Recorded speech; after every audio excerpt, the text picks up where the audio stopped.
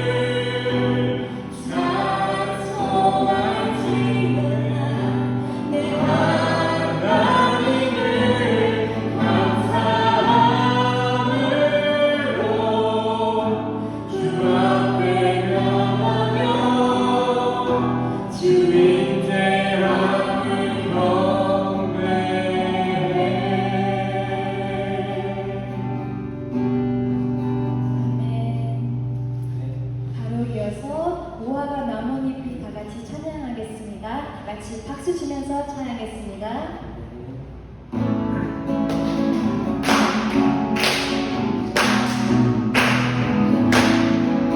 무한한 눈잎이 마르고 포도 열매가 없으며 한란 나무를 그치고 너마치 식물이 없어도 우리의 양떼가 없으며 빼앗간 송아지 없어도 난 여호와로 즐거워하니 난 여호와로 즐거워하니 난 구원의 하나님을 위해 기뻐하리라. 무화과 나뭇잎이 마르고 포도 열매가 없으며 단난 나무 열매 그치고 너마치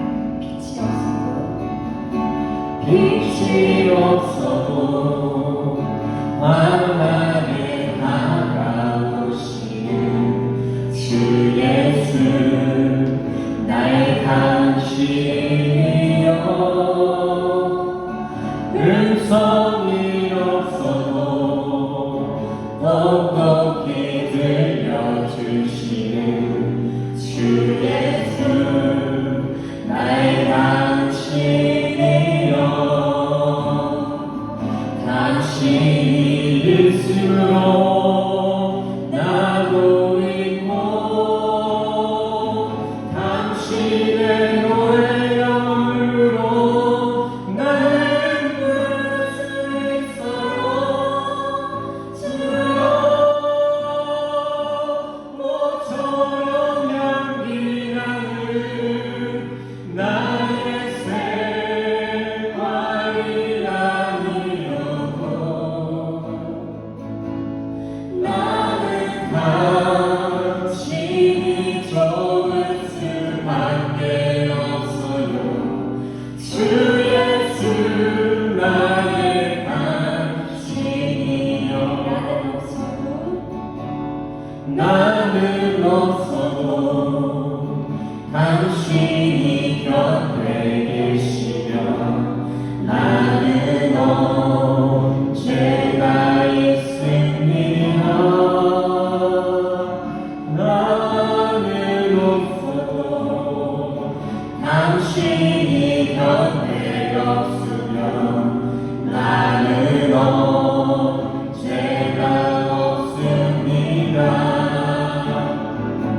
당신이 있으므로 나도 있고 당신의 노래가 머물러 나를 부를 수 있어요. 주여 모처럼 향기나는 나의 생활이라니요.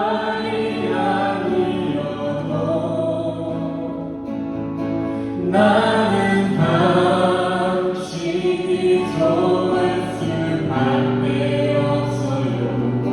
주 예수 나의 당신이요.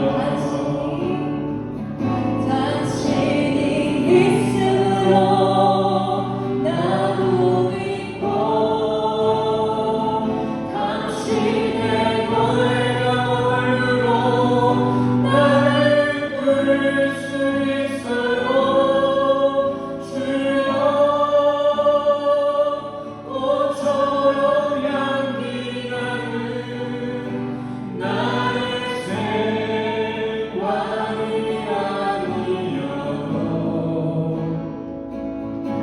나는 당신이 좋을 수밖에 없어요.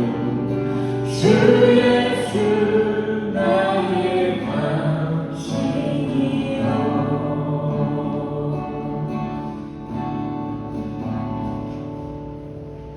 네, 우리 시간 함께 묵상하시겠습니다.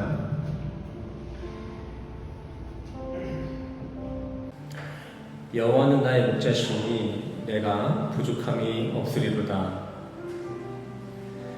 그가 나를 푸른 초장에 누이시며 쉴 만한 물가로 인도하시는도다. 내 영혼을 소생시키시고 자기 이름을 위하여 의의 길로 인도하시는도다. 내가 사망의 음침한 골짜기로 다닐지라도 해를 두려워하지 않을 것은 주께서 나와 함께 하심이라. 주의 지팡이와 막대기가 나를 안위하시나이다. 주께서 내 원수의 목전에서 내게 상을 베푸시고 기름으로 내 머리에 바르셨으니 내 잔이 넘치나이다. 나의 평생의 선하심과 인자하심이 정녕 나를 따르리니 내가 여호와의 집에 영원히 거하리로다. 아멘. 우리 이 시간 다 같이 일어나셔서 사도신경으로 신앙 고백하시겠습니다. 앞에 나와 있는 PPT 참조해서 함께 사도신경으로 신앙 고백하시겠습니다. 전능하사 천지를 만드신 하나님 아버지를 내가 믿사오며 그 외아들 우리 주 예수 그리스도를 믿사오니 이는 성령으로 잉태하사 동정녀 마리아에게 나시고 본디오 빌라도에게 고난을 받으사 십자가에 못 박혀 죽으시고 장사한 지 사흘 만에 죽은 자 가운데서 다시 살아나시며 하늘에 오르사 전능하신 하나님 우편에 앉아 계시다가 저리로서 산자와 죽은 자를 심판하러 오시리라. 성령을 믿사오며 거룩한 공예와 성도가 서로 교통하는 것과 죄를 사하여 주신 것과 몸이 다시 사는 것과 영원히 사는 것을 믿사옵나이다. 아멘. 모두 착석해 주세요.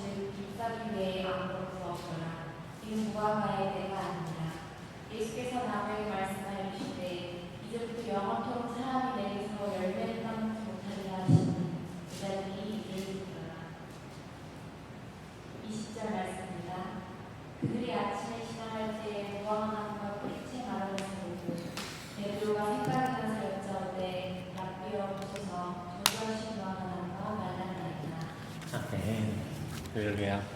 오늘도 주님의 말씀을 듣고자 이 자리에 모이신 우리 성도님들을 주님의 이름으로 환영하고 축복합니다. 우리 옆 사람과 인사할까요? 주님의 이름으로 환영하고 축복합니다. 옆 사람, 뒷사람 인사하세요. 샬롬.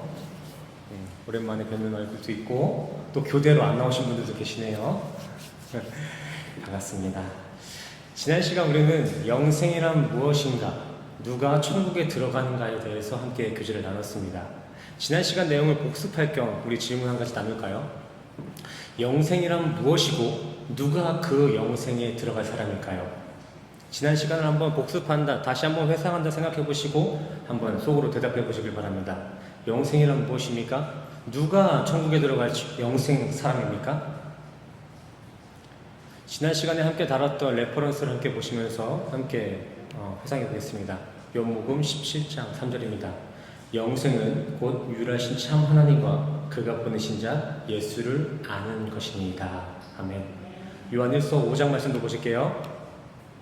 또 그 아는 것은 하나님의 아들이 이르러 우리에게 지각을 주사 우리로 참된 자를 알게 하신 것과 또한 우리가 참된 자 곧 그의 아들 예수 그리스도 안에 있는 것이니 그는 참 하나님이시요 영생이시니라. 아멘. 유일하신 하나님과 그가 보내시니 예수 그리스도를 아는 것, 하나님께서 우리에게 주신 그 지각으로 그 예수 그리스도와 함께 사는 것, 동행하는 것, 이것이 바로 영생이며 영생인의 증거입니다. 성경 원어를 통해서도 이 영생에 기준된 알매 영역을 한번 정리해 드렸죠. 기노스코, 예수를 진정 그리스도로 깨닫고 내 안에 품어내는 것. 히브리어도 한번 보셨죠? 히브리어 야다, 예수와 사랑으로 동침하는 것, 함께 잠자리를 갖는 것. 이렇게 영생에 이르기 위한 알매 기준은 단순히 인간의 인적인 판단, 그 차원의 알미 아닌 예수와 함께 살고 예수를 사랑하는 것, 이것이 바로 성경이 말하는 영생에 합한 암입니다. 저는 우리 교회 성도님들이 모두가 예수님을 잘 아시길 간절히 소원합니다.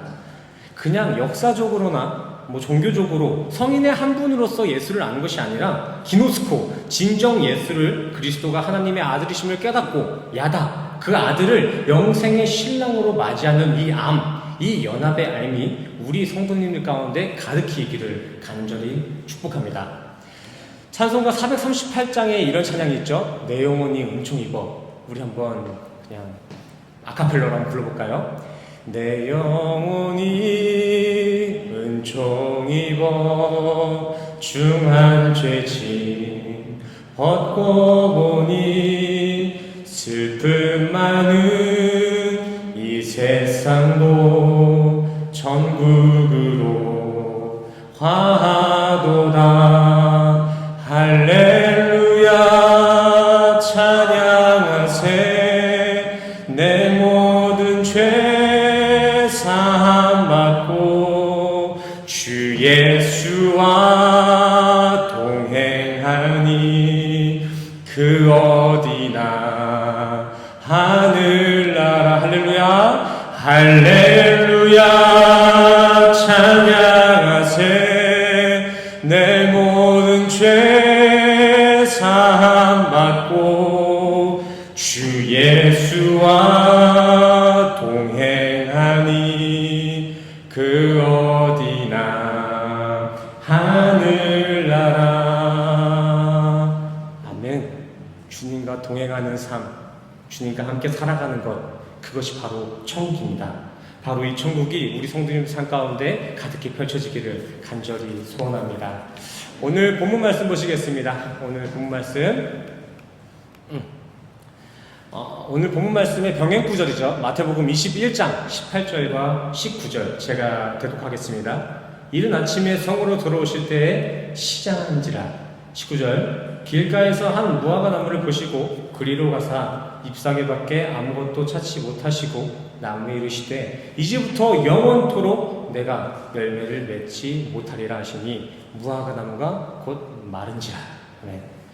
오늘 본문 말씀은 그렇게 막 어렵지 않습니다. 예수님께서 길을 걸으시다가 무화과 나무 한 그루를 보시고 열매가 없네? 너 저주받아라! 이렇게 짧은 간단한 내용입니다. 하지만 오늘 본문은 이렇게 짧은 분량임에도 불구하고 기독교의 구원론과 인간론에 대한 메시지를 명확하게 담아내고 있는 비유와 상징입니다. 오늘 본문의 예수님은 이 무화과 나무 열매 그리고 이파리를 가지고 인간의 실상과 구원에 대해서 비유로서 알아듣기 쉽게 설명해주고 계신 거예요. 질문하겠습니다. 비유법, 이 비유 이야기에서 가장 중요한 게 무엇일까요? 비유 이야기에서 가장 중요한 것. 비유법을 정확하게 이해하고 간파하기 위해서는 그 비유 대상에 대한 올바른 인지입니다. 비유 대상이 어떤 대상을 가리키고 있는지 제대로 인지하고 있는 게 비유법을 이해하는 데 가장 중요한 것이죠. 그렇다면 가장 먼저 이 무화과 나무는 무엇을 상징하고 있을까요? 무화과 나무.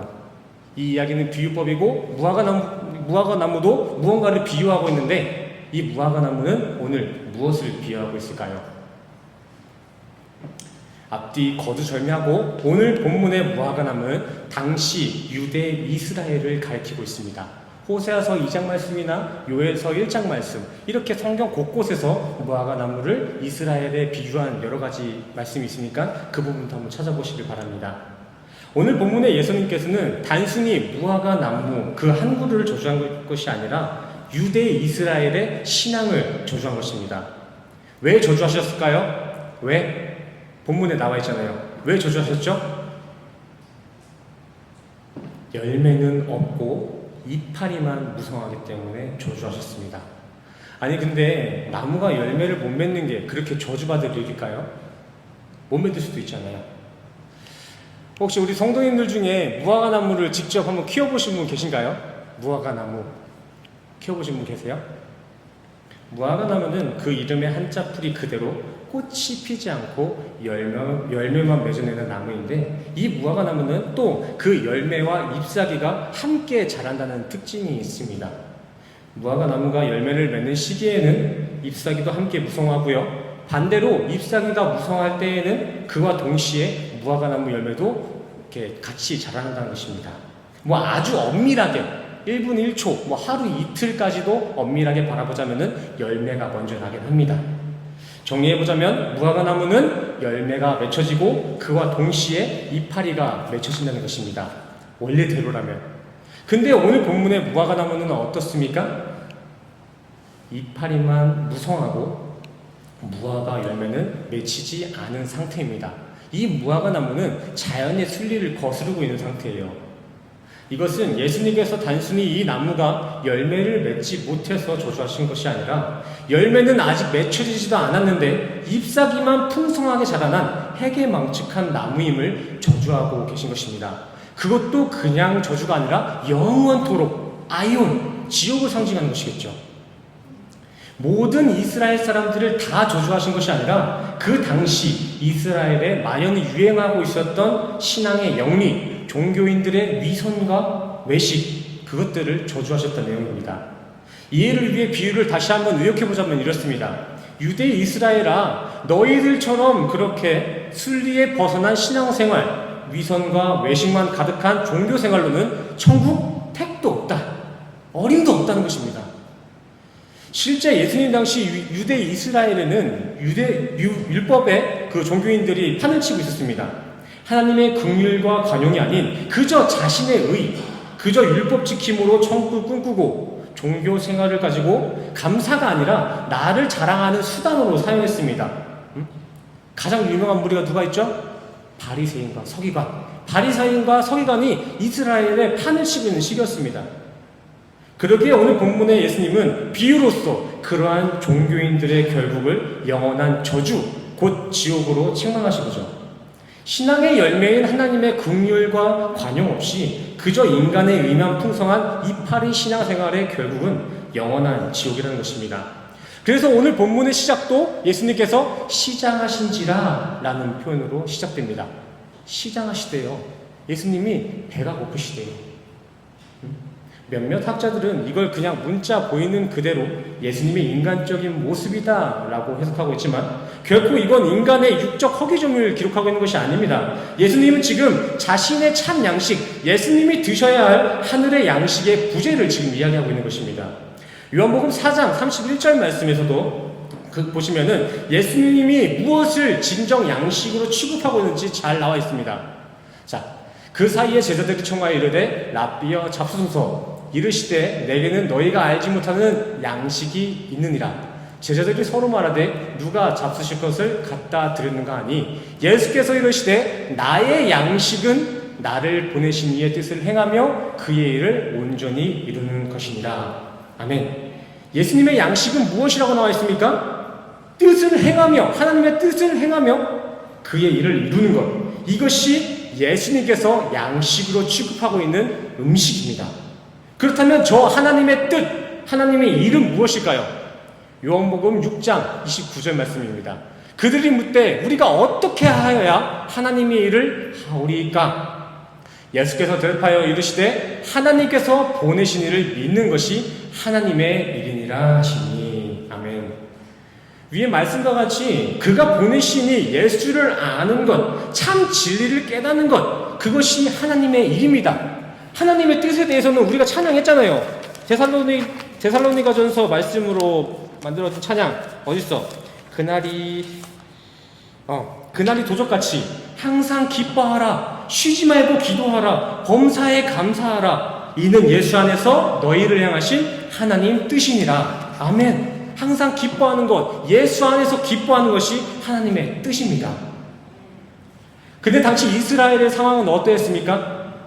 참 양식이신 예수를 진리를 받아들이지 않고 허황된 종교 위선만, 외식으로만 배를 채우고 있었습니다.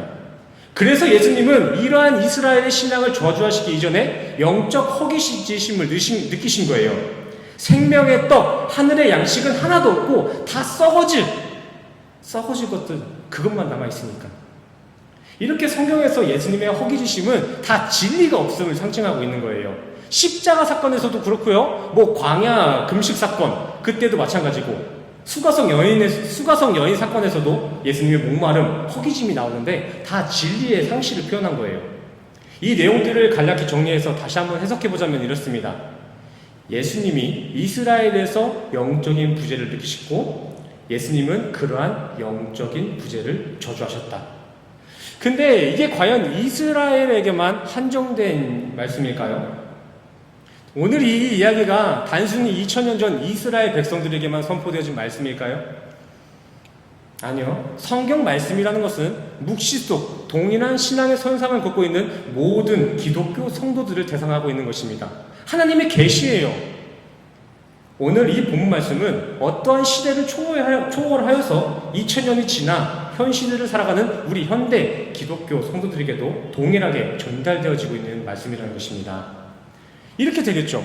오늘날을 살아가고 있는 새생명교회 성도들아, 열매 없이 이파리만 무성하다면 너네도 천국 택도 없다. 한 가지 질문하고 싶습니다. 우리 성도님들 열매 맺고 계신가요? 우리 성도님들의 신앙 가운데는 그 열매 있으신가요? 열매. 구원에 합한 열매. 우리는 오늘 본문 말씀을 두고 과연 나의 신앙생활은 하나님이 바라보실 때 열매 맺고 있는 신앙생활이 맞을까? 진지하게 한번 고민해 볼 필요가 있습니다. 그냥 저건 남들 얘기다 이렇게 1시간 넘길 게 아니라 내 신앙은 정말 괜찮을까? 정작 내 신앙도 저들과 똑같진 않았을까? 한번 진지하게 고민할 필요가 있습니다. 단순히 주일 예배를 빠지지 않고 헌금을 많이 한다고 해서 그게 열매가 될 수는 없습니다.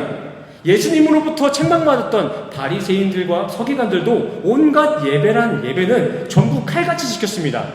그들은 헌금을 명분을 만들어서라도 더 많이, 더 크게 헌금했던 게 바리새인이고 서기관들이었습니다. 그들의 열심은 또 얼마나 대단한지 그들은 어려서부터 10살 이하, 20살 성인이 되기 이전부터 성경의 법률 주석을 마스터했고요. 정해진 기도 시간만 되면은 만사 다 제끼고 그곳이 어디든 간에 그 자리에 엎드려 기도를 드렸던 사람들이 바리새인이고 서기관이었습니다. 또 서기관들은 평생 성경 원문을 수십 번, 아니 수천 번을 기록하고 그 성경을 연구한 성경 연구가였어요. 정말 종교적 수고와 열심으로는 둘째가라면 서러운 무리들이 바로 오늘 책망받고 있는 바리새인과 서기관이라는 것이죠. 근데 예수님은 이렇게 열심히 종교인들에게 뭐라고 말씀하셨죠? 뭐라고 말씀하셨죠? 마태복음 7장, 나는 너희들이 드렸던 그 기도 한 번도 들은 적 없다. 마태복음 23장에서는 너희는 탐욕과 방탕이 가득한 회칠한 무덤이다 라고 책망하셨습니다. 회칠한 무덤이 뭐예요?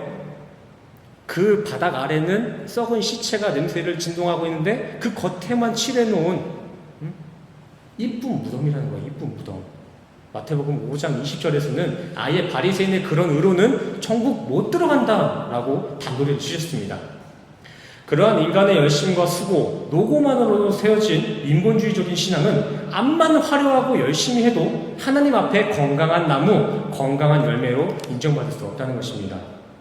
인간의 종교적 열심이나 노고에서 오는 종교적 입지나 사회적인 그 인정은 고작 이파리에 불과한 것입니다. 성도로서 주님 앞에, 심판대 앞에 내놓아야 할 그 영생의 제목은, 그 열매는 인간의 열심이 아니라는 것입니다. 그렇다면 구원을 위해 우리 성도들이 이 신앙 가운데 우리가 맺혀져야 할 그 열매는 무엇일까요? 열매는 열매인데 어떤 열매를 맺혀야 될까요? 하나님, 우리가 육을 벗고 이제 심판대 앞에 섰을 텐데 심판대 앞에 우리는 뭘 내놓아야 할까요? 어떤 열매? 주님, 저 이거 갖고 왔습니다. 저 좀 보내주세요 해야 되는데 뭐 들고 가시겠어요? 한번 생각해 보세요. 가장 아끼는 거 드리겠죠? 이 세상에서 가장 아끼는 거 뭐세요? 주식인가? 집, 부동산, 차, 자식? 뭐 들고 가시겠어요? 심판대 앞에서 뭐 내놓으시겠습니까? 우리는 자기 부인의 열매를 내놓아야 됩니다. 갈라디아서 5장, 사랑, 희락, 화평, 오래 참음, 자비, 양성, 이 9가지 성령의 열매를 심판대 앞에 딱 내놓아야 된다는 것입니다. 우리 신앙엔 인본주의, 율법주의와 같은 이파리 말고 바로 이 성령의 열매를 맺어야 주님 앞에 건강한 나무로 영생에 합한 성도로서 인정받는다는 것입니다. 근데 이 성령의 열매, 이 자기 부인은 무엇을 가리키죠? 전에 함께 나눴던 내용이잖아요. 이 성령의 열매, 자기 부인, 이것은 무엇을 가리키고 있죠? 우리가 해야 될 우리의 열심의 대상인가요? 어떻게든 우리가 열심히 해가지고 맺어내야 할 사랑과 희락의 열매일까요? 아니요. 이 성령의 열매나 자기 부인은 예수 그리스도입니다.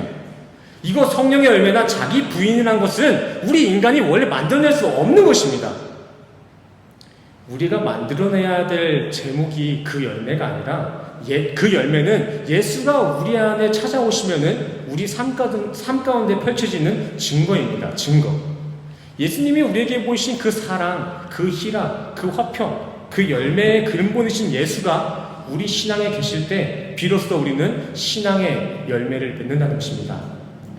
우리 성도들의 신앙의 나무에는 그 인간 자력의 이파리 말고 은혜라는 하나님의 선물, 성령의 열매이신 예수 그리스도가 맺혀야만이 천국에 들어갈 수 있다는 거예요. 오늘 본문에서 이파리로 비유된 인간의 열심과 노고는 신앙과는 전혀 상관없으니까 필요 없다는 것이 아니라 신앙의 순리는 열매이신 예수가 우리 안에 먼저 맺혀지고 그 다음 그 예수의 열심으로 인해 인간의 열심이 파생되어져야 된다. 먼저 열매가 맺혀지고 이파리가 성장해야 된다라는 것입니다. 오늘 예수님도 마찬가지입니다. 본문의 예수님도 그냥 인간의 열심을 비신앙적인 것으로 정죄하고 이파리를 모두 다 정죄하고 저주하신 것이 아니라 열매 없이 그저 이파리만 무성한 신앙, 예수 없이 그저 인간의 열심만 넘치는 위선된 신앙생활을 영원한 저주, 영원한 지옥으로 비유하신 것입니다. 그렇다면 천국을 목적하는 우리 성도들이 계속해서 나아가는 이 신앙생활에 있어서 가장 먼저, 가장 중요시 해야 될 게 무엇일까요? 영생을 꿈꾸는 우리 성도들이 가장 우선시, 가장 중요시 해야 될 것이 무엇일까요? 요한복음 17장 3절 예수와 하나님 그 두 분을 그리스도로 아는 것, 기노스코, 야다, 예수 그리스도와 동침하는 것, 연합되는 것, 이게 우리 신앙생활의 1번이 되어야 될 줄 믿습니다. 우리 인간에게 이 물리적인 시간 1초, 2초, 3초, 1시간, 2시간, 하루 이틀 이 물리적인 시간이 주어지고 이 가시적인 세상에 우리 인간이 던져진 이유도 다 이것입니다. 우리는 이미 창세 전 그 언약을 통해서 우리가 태어나기 이전부터 묵시 속에서 왕같은 대제사장의 삶을 살고 있는데도 우리가 굳이 이 땅 가운데 던져진 이유 궁금하지 않으세요? 아니 이미 우리가 육을 입기 전에 묵시 가운데 우리가 하나님 앞에 왕같은 제사장으로 천국의 인생을 살고 있다는데 왜 우리가 이 땅에 굳이 보내줘야 되냐고요. 인간의 실상을 알고 인간의 이 보지랑 꼬라지를 알고 하나님의 도우심을 기억하라고 우리에게 시간이 주어진 거고 우리가 이 땅에 보내진 것입니다. 기독교의 인간론과 구원론은 이렇게 예수를 알아가는 것, 이 알미 전부입니다. 인간이 존재하는 이유, 구원의 메커니즘, 그 구원의 과정은 예수 그리스도 한 분으로 종결되는 거예요. 오죽하면 갈라디아서 3장의 바울은 구원에 있어서 우리가 구원을 받는 데 있어서 십자가 이외에 다른 것들이 또 필요했다면 예수의 십자가는 말 그대로 개죽음이다 라고 고백했습니다. 십자가의 의미를 격화시키는 것이 아니라 너희들의 그 인간의 자력의 도움 따위는 구원에 아무런 소용도 없으니까 십자가만 붙잡아라, 이 메시지인 것이죠. 물론 교회를 운영하는 데 필요한 부수적인 것들, 예배의 형식이나 헌금생활, 기도 모임, 식사 준비, 이거 다 너무나 귀한 사역 맞습니다. 우리에게 주어진 사회생활도 우리는 성실하게, 누구보다 착실하게 해야 되는 것도 많습니다. 근데 그것 또한도, 그 사회생활, 그 부수적인 것 또한도 예수를 먼저 알고 나서 성령을 내 안에 품어내고 성령이 주시는 감동으로서 격발되고 이루어져야 그게 올바른 신앙의 순리이고 조화로운 인생이지, 먼저 오늘 무화과나무, 저주받은 무화과나무처럼 인간의 노력과 수고로서 그 열심으로써 천국을 확신하고 그 종교적 수고와 사회적 입지를 자신의 자랑으로 삼았다가는 결코 지옥을 피할 수가 없습니다. 제가 강대상에 올라와서 성도님들께 뭐 열심히 해라, 율법적인 뭐 강조, 뭐 깨끗하게 살아라, 뭐 이런 말 한 적 있습니까? 스쳐가듯이 예화를 통해서 말씀드린 적은 있어도 그게 주된 적은 한 번도 없을 거예요. 왜 그럴까요? 그건 기독교랑 상관이 없어서 그랬을까요? 아니요. 그건 신앙의 열매이신 성령이 성도님들 안에 내주하고 있으면, 성령님이 우리 안에 운행하고 계시면 그건 자연스럽게 뒤따라오는 거니까 저는 이 자리에서 성령과 십자가밖에 얘기하지 않는 것입니다. 본체를 심어드리는 거예요. 이 자리에서 뭐 어떻게 살아라, 어떻게 적용점을 알려달라, 이런 거를 저한테 구하시면 안 되는 거죠. 그런 것들은 성령이 그 안에 계시면 성령님이 알아서 자연스럽게 펼쳐나가신다고요. 성도님들이 정말 예수를 올바르게 알고 누리면 당연히 그러한 세상 도덕 윤리 차원의 모범 정도는 충분히 감당할 수 있으니까 예수만 전하고 십자가만 얘기하는 것입니다. 갈라디아서 5장 말씀에 바울도 이렇게 얘기하잖아요. 성령을 품어낸 성령의 사람은 성령으로 행하게 되어 있다. 복음서에 예수님께서도 말씀하시잖아요. 좋은 나무는 좋은 열매를 맺게 되어 있다. 좋은 나무도 열심히 해야 좋은 열매를 맺는다는 게 아니라 다른 수식어가 없습니다. 좋은 나무는 좋은 열매를 맺습니다. 성령을 품어낸 사람은 성령의 삶을 산다는 것이죠. 이러한 신앙의 순리는 저번에 임산부분들을 제가 비유로서 사용했잖아요. 여성들은 내 안에 아이가 잉태되어졌다는 것을 인지하고 신체적인 변화가 일어나면 누가 억지로 뭘 강요하지 않아도 술 마시면 안 된다, 늦게 자면 안 된다, 담배 피면 안 된다, 뭐 그러한 강요가 그들에게 있지 않아도 알아서 자연스럽게 생활 습관을 그 아이에게 맞춰갑니다. 마찬가지죠. 성령이 내 안에 내주하고 계시고 그 성령이 내 안에서 활발히 운행을 하시면 우리의 삶의 습관, 행동 양식들은 성령을 품은 성도답게 거듭나게 되어 있습니다. 이것은 이 교회, 우리가 이 교회 건물, 예배당을 감당해 나가는 데 있어서도 마찬가지입니다. 아마 우리 교회가 재정이 빵빵하고 사람 수가 들끓어도 기독교 정신과 본질이신 예수님이 이 자리에서 증거되지 않으면 그것은 모래 위에 세워진 집입니다. 열매 맺는 교회가 아니에요. 돈 많다고 사람이 많다고 그게 다 열매 맺는 교회가 아니라는 것이죠. 성경에서는 언제든지 창수와 바람으로 인해서 무너질 교회를 그런 수적인 교회, 겉만 화려한 교회로서 비교했습니다. 만약 교회에 성도가 많다고 해서 그 교회가 열매 잘 맺고 있는 교회다라고 생각하시면 안 됩니다.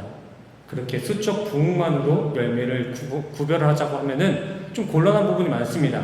예수님을 따랐던 성도의 수보다 저주받았던 바리새인, 서기관의 성도들이 더 많았습니다. 초대교회의 모습 또한 그렇죠. 대형교회. 우리는 뭐 성경 초반에 나왔던 그 초대교회를 상상해보면 엄청 클 것 같고 화려한 것 같은데 정작 실상은 가정예배 형식의 교회였습니다. 조그만 소그룹이었어요. 드러나는 것들에 너무 연연하지 않으시길 바랍니다. 보이는 것 붙잡는 순간 교회는 토테미즘, 무당이 되는 것입니다. 무당. 드러나 있는 것에 타협하고 이렇게 함몰되느니 진리를 지키고 교회 건물을 닫는 것이 100번 낫습니다. 예수님 말씀처럼 영생의 열매를 맺는데 방해되는 게 있다면은 그것이 건물이든 그것이 팔이든 다리든 다 자르는 게 낫습니다. 오늘 본문 말씀 바로 앞에 붙어있는 성전 정화 사건에 예수님도 똑같이 말씀하셨죠. 유대 율법주의로 점철되어진 잎사귀 성전 따위는 내가 다 부셔버릴 거다. 너희들이 그렇게 인간의 노고와 열심만으로 만들어낸 그 46년 동안 만들어낸 그 성전 내가 다 부셔버릴 거야. 그리고 너희의 인생에 내가 찾아갈 거다. 내가 너희 자체를 진짜 교회로 만들 거야. 그러기에 인력이 부족하고 재정이 매번 빵꾸나도 매 예배 시간에 예수 그리스도의 이름이 선포되고 예수가 우리의 열매심을 인정하는 고백이 우리 교회 가운데 있다면 하나님은 우리 교회를 아름다운 교회, 열매 맺는 반석 위의 교회로 바라보실 줄 믿습니다. 피지컬이 왜소하고 좀 화려하지 못해도 예수님의 이름만 증거되면은 그 인생이 교회입니다. 그 인생이. 자, 설교가 조금 딱딱하잖아요. 그죠? 근데 이게 엄청 딜레마고 난제예요. 성도님들의 집중하시는 시간이 대략 한 15분에서 20분가량이에요. 물론 저도 이 얘기 저 얘기 많이 해드리고 싶어요. 막 연결도 해보고 싶고 막 재밌는 얘기도 하고 싶은데 성도님들이 피크로 올라오는 그 집중 시간 15분 내에 제가 전해야 될 게 너무나 많아요. 설교를 준비하는 게 정말 힘들어요. 설교를 하는 것도 힘들지만 준비하는 것도 너무 힘들어요. 목사가 된 지 얼마 안 돼가지고 너무 힘들어. 근데 그 중에 그 어려움의 3분의 1이 설교를 줄여가는 거예요. 딱 설교를 다 끝내면은 A4 용지 한 20장가량이 나옵니다. 근데 이 20장 다 하면은요, 성도님들 교회 안 나오실 거예요. 그래서 15분, 20분 그 짧게 그 핵심만 이렇게 줄이느라고 그 몇 시간을 사용합니다. 좀 재미없고 딱딱해도 그냥 이 자리에서 살고자 해서 온 거잖아요. 저한테 뭐 재밌는 얘기 듣고자 오신 거 아니잖아요. 그렇죠? 재미없고 딱딱해도 이 얘기가 우리를 살린다고 생각하시고 들으시길 바랍니다. 여기서 암만 재미있어도 성도님들 천국에 못 보내면은 저 목사로서 실패한 겁니다. 하지만 재미도 없고 사람도 없어도 한 사람이라도, 한 영혼이라도 이 말씀을 통해서 천국 가신다면은 저는 성공한 목사입니다. 그래서 저는 사람들이 뭐라고 해도 재미없는 이 성경 설교만 할 겁니다. 성경 말씀 들으실 분만 이 자리에 나오시길 바랍니다. 물론 조금 더 자연스럽고 조금 더 유연한 말씀을 나누기 위해서 조금 더 노력하긴 하겠습니다. 갑자기 딴소리를 했네요. 자, 한 가지 질문하고 오늘 설교를 마치겠습니다. 성도님들의 인생 가운데 예수님의 이름이 기록되어져 있나요? 다르게 한번 물어볼까요? 우리 성도님들 예수님과 함께 동행하는 삶을 살고 계신가요? 그럼 성도님들이 바로 발달린 교회이고 성도님들의 인생이 하나님의 열매입니다. 이 교회 건물에 너무 연연하지 마시고 제 설교에도 너무 의지하지 마시고 내가 교회다, 예수 그리스도의 영이신 성령이 우리 안에 품어진 내 인생이 교회다, 내가 열매임을 기억하시고 교회에서만 이렇게 선한 표정 짓고 선한 얼굴을 가지시지 말고 사회에 나가셔도 삶으로 열매를 증거하며 삶으로 영적 예배 드리시는 우리 모든 성도 되시기를 간절히 소원합니다. 우리 마지막으로 옆 사람과 이렇게 인사할까요? 예수님과 연합된 우리 성도님들이 하나님의 열매입니다. 우리 옆 사람과 인사하겠습니다. 예수님과 연합된 우리 성도님이 하나님의 열매입니다. 아멘. 그 하나님의 열매, 그 열매 붙들고 천국에서도 다시 한번 뵙기를 간절히 소원합니다. 아멘. 할렐루야. 우리 이 시간 말씀을 통해 우리에게 허락하신 감동과 또 한 주간 가지고 있었던 기도의 제목을 가지고 함께 찬양하고 기도하는 시간 갖겠습니다. 오늘 함께 하실 찬양은 주에서 나의 당신이여. 오늘 경배 찬양 때 함께 나눈 찬양이죠. 빛이 없어도 함께 찬양하시고 가지고 있는 기도의 제목을 가지고 주님 앞에 나아가는 시간 갖겠습니다. 함께 찬양하시겠습니다. 주님 한 분만으로 충분합니다. 주님이면 됩니다. 나는 이 믿음의 고백을 가지고 함께 찬양하며 기도하겠습니다. 빛이 없어도 하나님께 다가오시는 주 예수 나의 당신이여. 음성이 없어도 높이 들려주신 주 예수 나의 당신. 우리 2절 찬양할까요? 나는 없어도 당신이 곁에 계시면 나는 언제나 있습니다. 나는 있어도 당신이 곁에 없으면 나는 언제나 웃습니다. 당신이 있으므로 나도 믿고 당신의 노래가 머물므로 나는 부를 수 있어요. 주여 꽃처럼 향기 나는 나의 생활이 아니라 나는 당신이 좋을 수밖에 없어요. 주 예수 나의 당신. 더욱더 간절한 마음으로 찬양하시라. 당신이 있으므로 나도 있고 당신의 노래가 머물므로 나는 부를 수 있어요.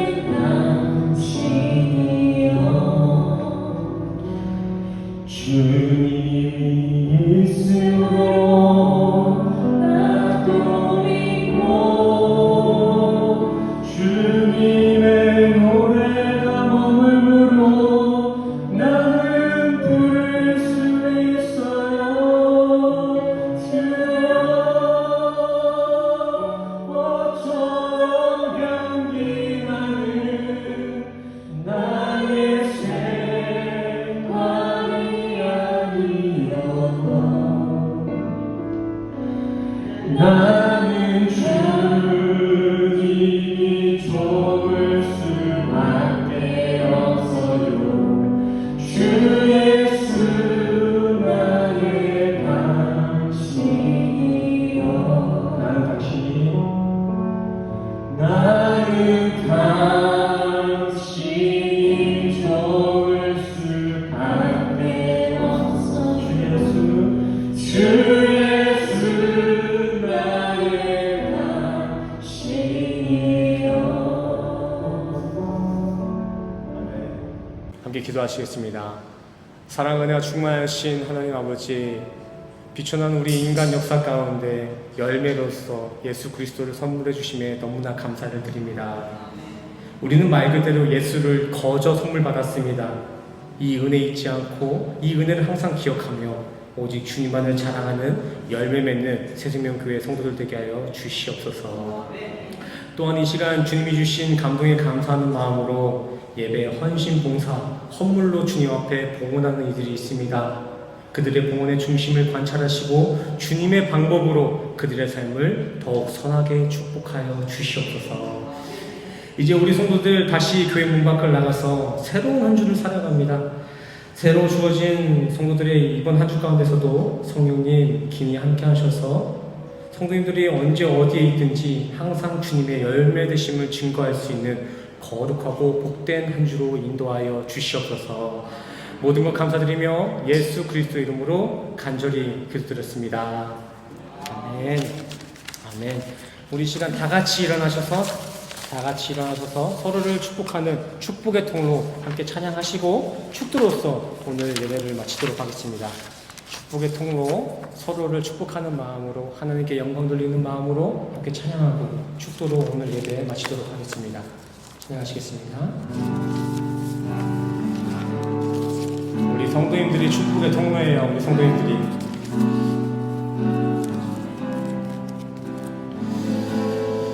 당신은 하나님의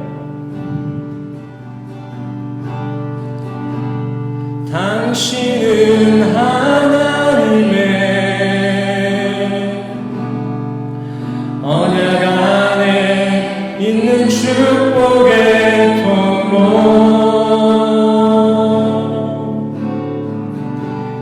당신을 통하여서 열방이 주께 돌아오게 되는 2절로 찬양할까요? 성도님들이 하나님의 당신은 하나님의 언약 안에 있는 축복의 통로 당신을 통하여서